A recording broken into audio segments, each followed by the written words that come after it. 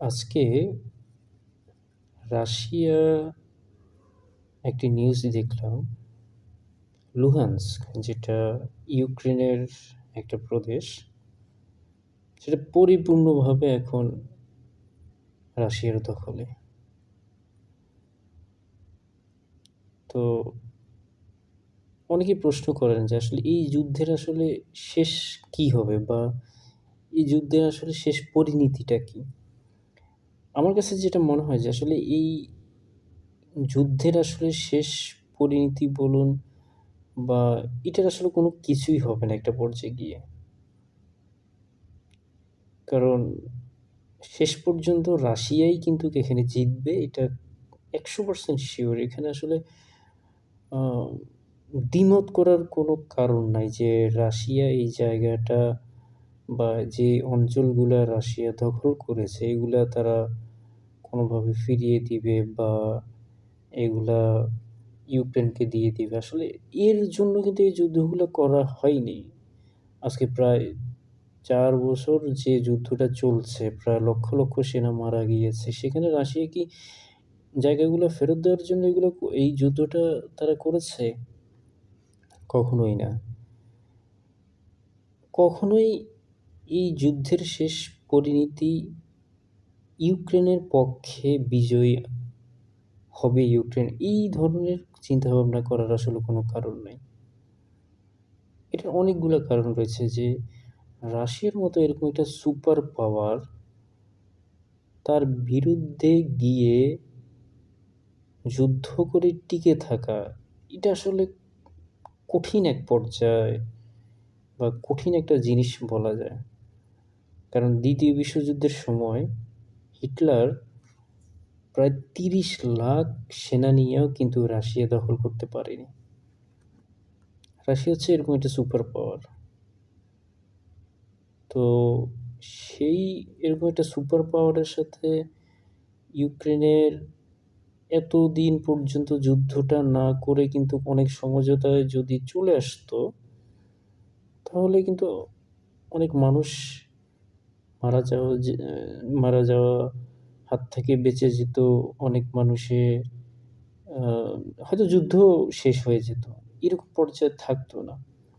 কিন্তু জেলেনস্কি এমন একটা লোক, সে জানে যে এই যুদ্ধে রাশিয়ার সাথে সে কখনোই জিতবে না। কিন্তু সে তারপরে কেন যুদ্ধটা থামছে না, বা যে অংশগুলা চলে গিয়েছে রাশিয়ার পক্ষে বা রাশিয়ার আন্ডারে, সেই ভূমিগুলো ফেরত আনারও কোনো শক্তি তার নাই, বা আমেরিকাও কখনো এসে সরাসরি যুদ্ধ করে ইউক্রেনের ভূমিগুলা আমেরিকা আ ফেরত আনবে রাশিয়া থেকে, এমন কখনোই হবে না। তাহলে এই যুদ্ধটা করার মানেটা কি? বা কেনই বা জেলেনস্কি এটাকে এগিয়ে নিয়ে যাচ্ছে? আসলে এটার কোনো কারণ আমি খুঁজে পাচ্ছি না। কারণ রাশিয়া তো বলেই দিয়েছে যে, "তোমরা যদি শর্তে মেনে নাও তাহলে আমরা কালকে যুদ্ধ অফ করে দেব।" শর্তগুলা কি? রাশিয়া যেসব জায়গাগুলো দখল করেছে সেসব জায়গাগুলোর কোনো দাবি তোমরা করতে পারবে না। এটা পুতিন অনেক আগেই এই ধরনের কথা বলেছে, আ যে, আমি তোমাদের সবকিছু মেনে নিব, কিন্তু তোমরা রাশিয়ার যে অঞ্চলগুলা এখন ইউক্রেন থেকে নিয়েছে সেগুলা নিয়ে কখনো কোনো কথা তো বলা দূরের কথা, সেগুলো নিয়ে তোমরা কোনো কিছুই করতে পারবে না ভবিষ্যতে, এবং ন্যাটোতেও যোগদান করা যাবে না। তো একটা জিনিস চিন্তা করে দেখেন যে রাশিয়ার মতো এরকম একটা সুপার পাওয়ারের সাথে ইউক্রেন জেনে শুনে এই যুদ্ধটাকে এখন বাড়াচ্ছে। একদম খুব সহজভাবে যদি এখন হিসাব করা যায়, রাশিয়া খুব দ্রুত কিন্তু যুদ্ধটা শেষ করতে চাচ্ছে। কারণ রাশিয়ার বিরুদ্ধে প্রচুর পরিমাণে স্যাংশন বা নিষেধাজ্ঞা অলরেডি রয়েছে। রাশিয়া কিন্তু সবকিছু এখন পরিপূর্ণভাবে করতে পারছে না। আমেরিকা যেহেতু স্যাংশন দিয়ে রেখেছে। এখন এই যুদ্ধটা কিন্তু খুব দ্রুত শেষ করতে চাচ্ছে রাশিয়া। কারণ রাশিয়ার যে লক্ষ্য ছিল সেটা পূরণ হয়ে গেছে।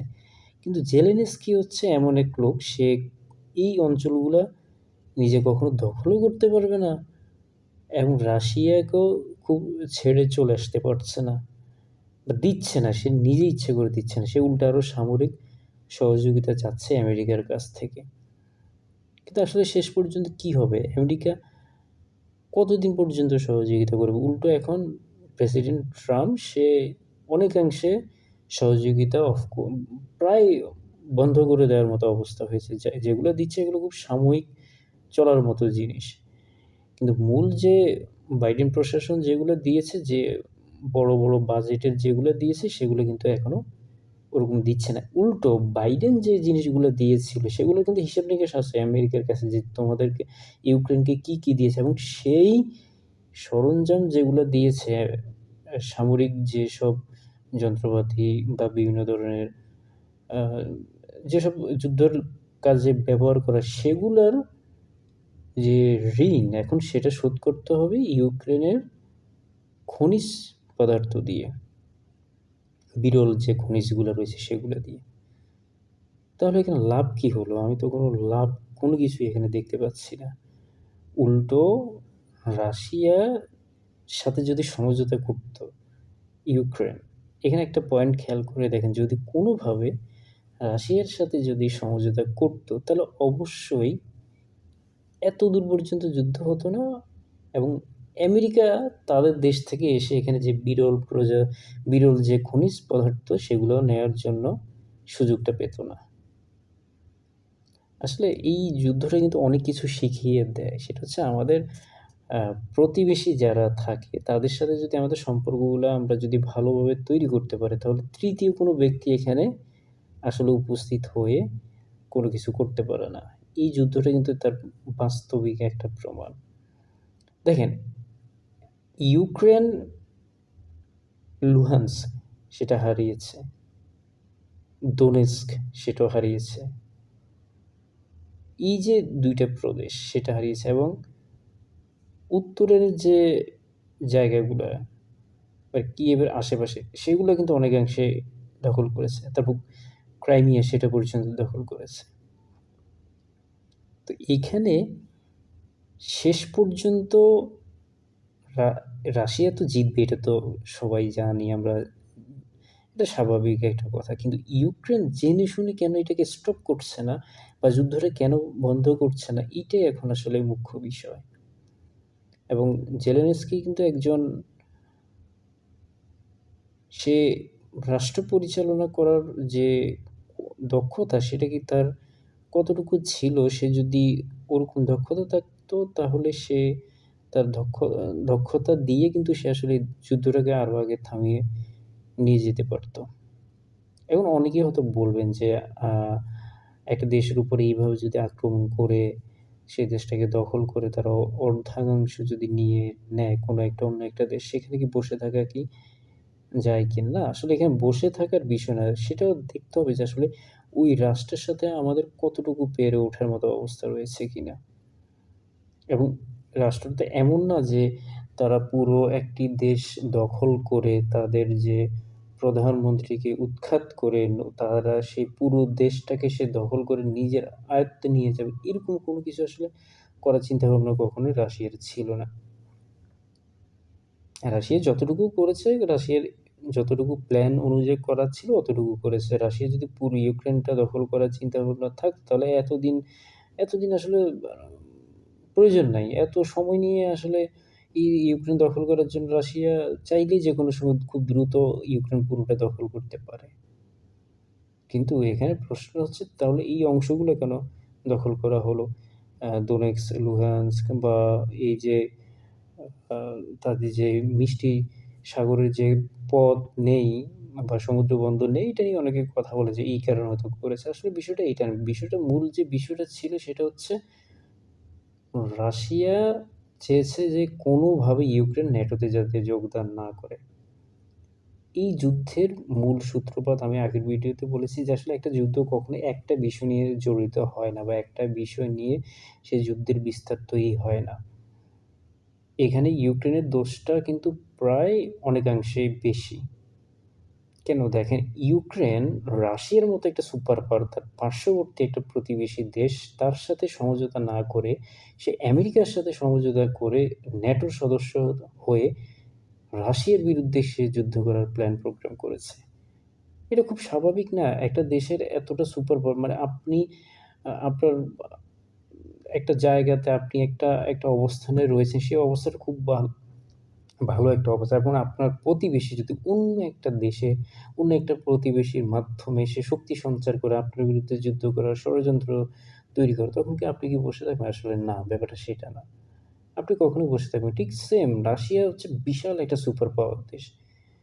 আমেরিকা এখন পর্যন্ত রাশিয়ার সাথে কখনো যুদ্ধ সরাসরি যুদ্ধে তারা যেতে রাজি হয়নি।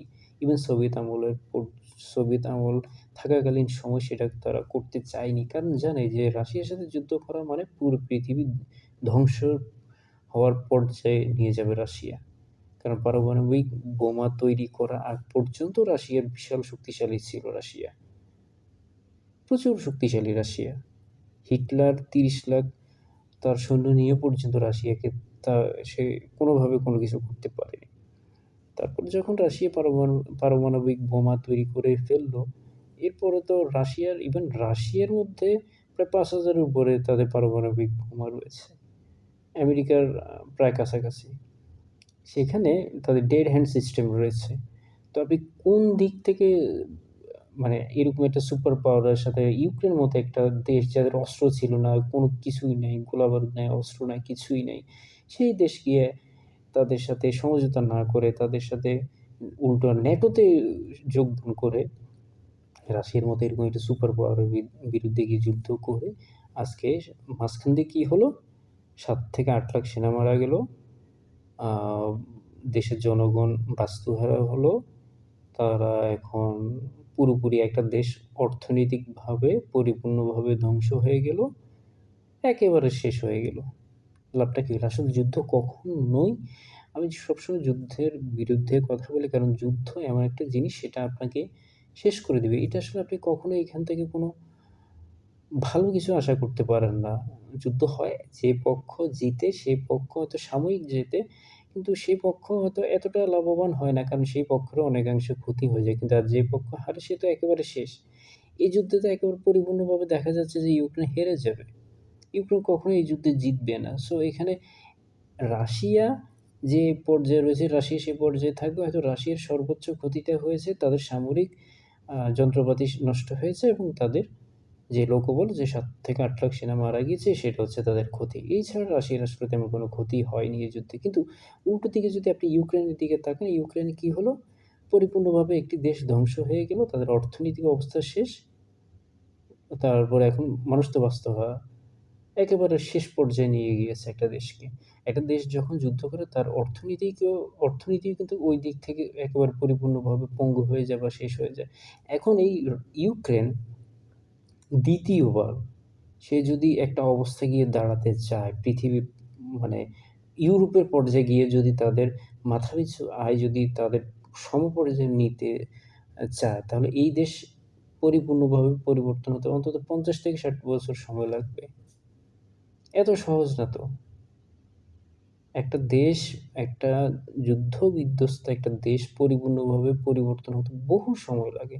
তারপর অর্থায়নের একটা ব্যাপার আছে। এখন আ ইউক্রেন তো সব দিক দিয়ে শেষ হয়ে গেল। এখন এই অর্থায়ন তারা কোত্থেকে পাবে? তাদের যে উৎপাদন ক্ষমতা ছিল, সেই উৎপাদন ক্ষমতা প্রায় একেবারে শেষ পর্যায়ে। ওরকম উৎপাদন ক্ষমতা এখন নাই। যদিও তারা পূর্বাঞ্চল থেকে কিছু অংশ রপ্তানি করে। কিন্তু আসলে তাদের উৎপাদন ক্ষমতা তো এখনো নাই। আমেরিকা যে পরিমাণ তাদেরকে অস্ত্র দিয়েছে, সেই অস্ত্রের যে মূল আ সে যে মূল্যটা, সে মূল্য তাকে পরিশোধ করতে হবে আমেরিকাকে। আমেরিকা তো এত সহজে তার অস্ত্র যেগুলা দিয়েছে রাশিয়ার বিরুদ্ধে যুদ্ধ করার জন্য, সেই অস্ত্রের যে মূল্য, সেই মূল্য তো এখন পর্যন্ত রাশিয়া পরিশোধ করতে পারেনি। এখন সেটার জন্য তাদের যে খনিজ আছে, সে খনিজটা নিয়ে যাবে। তো লাভ কি হলো? কোন দিক থেকে তো আমি এখানে এই যুদ্ধের কোনো লাভই আমি দেখলাম না। আরো উল্টো আজকে যে লুহান্স্ক পুরোপুরি পরিপূর্ণভাবে দখল করে ফেলল রাশিয়া। তো তো কি হলো শেষ পর্যন্ত? কিছুই হলো না। শেষ পর্যন্ত রেজাল্ট আসলো এই যুদ্ধটা রাশিয়া জিতবে এবং রাশিয়া এই যুদ্ধে তাদেরকে বিজয়ী হিসেবে সারা পৃথিবী তাদেরকে দেখবে। মাঝখান দিয়ে কী হলো? একটা দেশ পরিপূর্ণভাবে ধ্বংস হয়ে গেল। তো এই যুদ্ধ থেকে আসলে আমাদের অনেক কিছু শেখা উচিত। সেটা হচ্ছে যে সবসময় আমরা প্রতিবেশী বা আমাদের পার্শ্ববর্তী যেসব দেশগুলো রয়েছে তাদের সাথে সম্পূর্ণ বন্ধুত্বপূর্ণ একটা সম্পর্ক তৈরি করা। এবং সেই দেশ যদি প্রচণ্ড শক্তিশালী হয় তাহলে তার সাথে আসলে সমঝোতা করা উচিত এবং তার সাথে একটা ভালো বন্ধুত্বপূর্ণ সম্পর্ক তৈরি করে কিন্তু আমাদেরকে টিকে থাকতে হয় বা যারা একটু দুর্বল দেশ রয়েছে তাদেরকে টিকে থাকতে হয়। এটা এমন না যে আপনি আ বাস্তবতা এমন একটা জিনিস আপনি বাস্তবতার ঊর্ধ্বে কখনো গিয়ে কিন্তু সেখানে আপনি কখনো দাঁড়াতে পারবেন না। একেবারে সত্যি বাস্তবতা যেটা হচ্ছে ইউক্রেন কখনোই রাশিয়ার বিরুদ্ধে যুদ্ধ করে বা রাশিয়ার সাথে যুদ্ধ করে তারা কখনোই টিকবে না। এটা যেমন বাস্তবতা ঠিক তেমনি মানে প্রতিবেশীর সাথে একটা সমঝোতায় যদি ইউক্রেন করতো রাশিয়ার সাথে যদি আমেরিকাকে বাদ দিয়ে ন্যাটোতে যোগদানের না করার চিন্তাভাবনা করে তাহলে এত যুদ্ধ কখনোই হতো না। ইউক্রেন আজকে এইভাবে অর্থনৈতিকভাবে পঙ্গু হতো না। তো তো এই যুদ্ধের এই আজকের আপডেট পর্যন্ত আমি আজকে যা দেখলাম যে আসলে শেষ পর্যন্ত রাশিয়া জয়ী। আর মাঝখান দিয়ে জেলেনস্কির মতো এমন একজন প্রেসিডেন্ট তার অদক্ষতার কারণে আমি এখানে অদক্ষতাই বলবো। অদক্ষতার কারণে আজকে একটা দেশ পরিপূর্ণভাবে শেষ হয়ে গেল। তো আজকের আলোচনা এই পর্যন্তই। আশা করছি পরবর্তী আলোচনার জন্য আপনারা আমার সাথেই থাকবেন। ধন্যবাদ সবাইকে।